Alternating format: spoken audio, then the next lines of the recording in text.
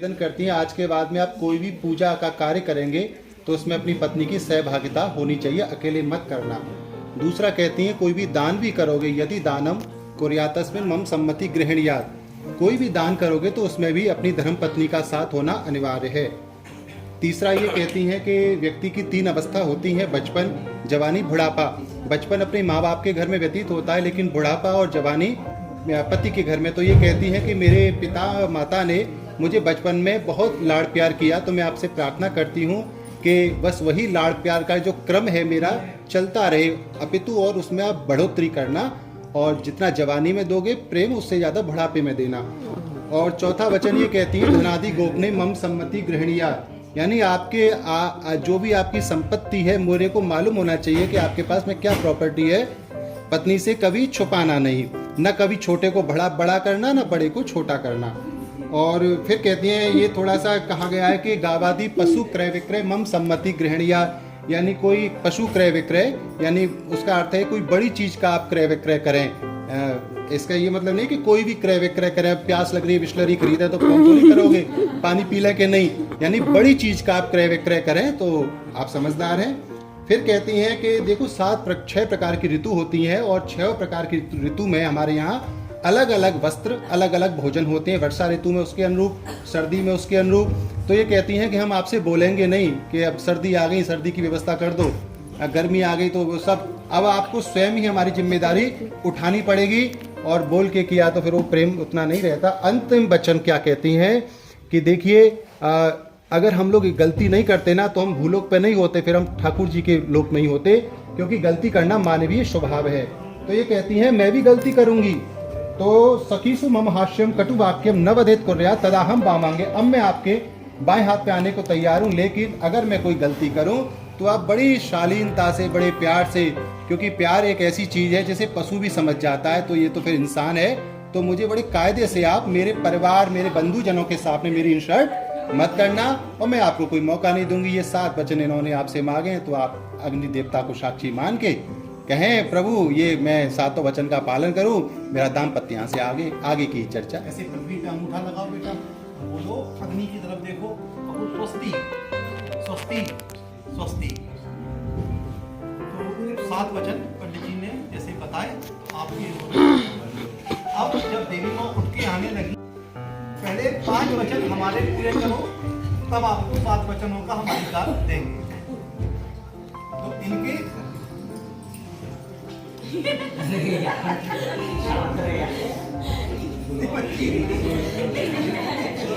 तो अब आपके साथ हम मानते हैं, ठीक है।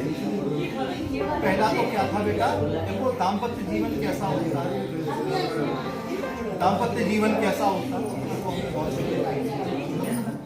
दाम्पत्य जीवन की एक परिभाषा है, केवल एक परिभाषा छोटी सी, सुख दुख में साथ रह कर हम एक बन करके रहे, सिल सरस बाधाएं पड़े तो पद ललित करते रहे।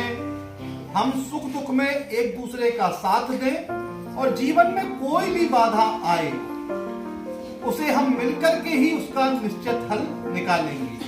तो पहला वचन जो दूल्हे राजा आपसे मांग रहे हैं मधुर जी, वो पहला वचन ये है, जाओ अकेली तुम नहीं उद्यान यात्रा वन गहन।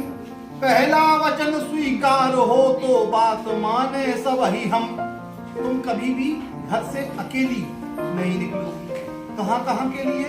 उद्यान यानी बगीचे में, उद्यान यानी जब 2 समय मिल रहे हो उस समय पर, उद्यान यानी कि एकांत में, उद्यान यानी सरोवर के किनारे को भी उद्यान कहते हैं। ऐसे स्थानों पर, निर्जन स्थानों पर तुम एक अकेली नहीं जाओगी।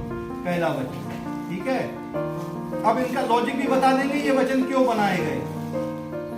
दूसरा, हो सुरापी व्यसनी यदि पढ़ना न संगति में कभी।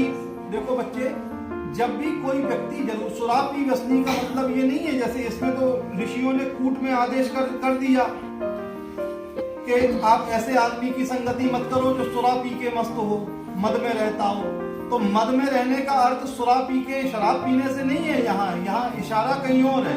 ऐसे लोगों की संगति मत करना जिनको किसी भी प्रकार का कोई भी घमंड हो, जैसे हम ही हैं, जैसे हमको विद्या का घमंड हो जाए तो हम भी सुरापी व्यसनी की श्रेणी में हैं। किसी को धन का घमंड हो, किसी को रूप का घमंड हो, तो ऐसे लोगों की संगति मत करना।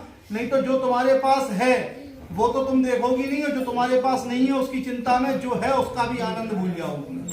तो ऐसे लोगों की संगति मत करना जो तुमको प्रलोभन के मार्ग पर ले जाना चाहे। तीसरा, आज्ञा न दे हम जब तलक जाओ नहीं पितुगे तुम, यदि यह वचन स्वीकार हो तो बात माने सभी हम। एक बेटी के लिए या संसार की किसी भी स्त्री के लिए पति के घर के अलावा सबसे सुरक्षित स्थान कोई होता है तो वो होता है उसके पिता का घर, उसके भाई का घर। लेकिन दुर्भाग्य यह है कि जब कभी भी घर में कोई थोड़ा बहुत भी टक टक टक टक होती है तो ये दूसरा वाला स्थान ना पकड़ना कभी। बात समझ में आ गई? अब ये इशारा मिला कि ये वचन क्यों बनाए गए। इसका तात्पर्य यह है कि पति और पत्नी जब घर में एक संग रहेंगे तो निश्चित तौर पे लड़ेंगे। बेटा आज हम भी लड़ते हैं, ठीक है।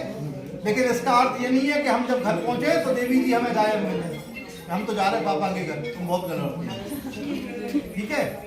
तो ऐसा नहीं, जब कभी भी पिता के घर से निमंत्रण आए, पिता के घर से बुलावा आए तो आपका जाना निश्चित है, लेकिन हमारे को जानकारी देके जाना, ऐसा ये कह रहे हैं, ठीक है। क्रीड़ा समाजोत्सव तथा परिहास परिग्रह का गमन हो सभी बामांगी तभी तब मानो अगर चौथा वचन। जहां मेरे घर के सम्मानित लोग बैठे हैं, मेरे चाचा, मेरे मामा, मेरे फूफा जी, मेरे बहनोई, ऐसे स्थानों पर तुम क्रोध में या प्रसन्नता में ऊंची आवाज में मत बोलना। गुस्सा आया तो सबके भूत उतार दिए, ऐसा नहीं करना। भले ही नौकर चाकर पे भी आए तो भी जोर से नहीं बोलना। तुम्हारी आवाज वहां तक ना जाए जहां हमारे सम्मानित लोग हो। और अगर खुश हो तो इतनी जोर जोर से भी नहीं चिल्ला के हंसना है या बोलना है जहां सम्मानित लोगों के आगे तुम्हारी वाणी ना जाए। क्यों? क्योंकि कल तक तुम इनके कुल की खुशियां थी, इनके कुल की लज्जा थी, आज से हमारे कुल की मर्यादा बन जाओगी, ठीक है। तो तुम्हें दोनों घर की लज्जा रखनी है। आखिरी, मुझ में सदा अनुरक्त हो मम आज्ञा मानो सदा, पतिव्रता धर्म परायणा वचन है अंतिम यथा। किसी भी बात को दो तरीके से माना जाता है, या तो धर्ममय प्रेम जब किसी से हो तो उसने कहा हमने माना, अब हमारा अच्छा बुरा तुम जानना। भगवान से भी तो यही बोलते हो कि भगवान हम तो आके खड़े हो गए, अब हमारा अच्छा बुरा दाऊ जी तुम जानो, हमारा अच्छा बुरा कन्हैया तुम जानो, यही कहते ना भगवान से। इतना ही विश्वास आपको अपने, या वैसे तो नियम, मैं अपने मन की कहूं तो ये बात तुम दोनों के लिए है कि दोनों एक दूसरे को इतना विश्वास करो कि अगर कोई एक बात कह रहा है और भले ही वो बात उस समय अच्छी ना लगे लेकिन उसको मान लो, इसलिए कि हो सकता भविष्य में इससे तुम्हें लाभ ही प्राप्त हो। तो ये इनका आखिरी वचन है कि मेरी बात को पूरा विश्वास करके मानो और यह सोच करके मानो कि भविष्य में तुम्हें इससे लाभ ही होगा।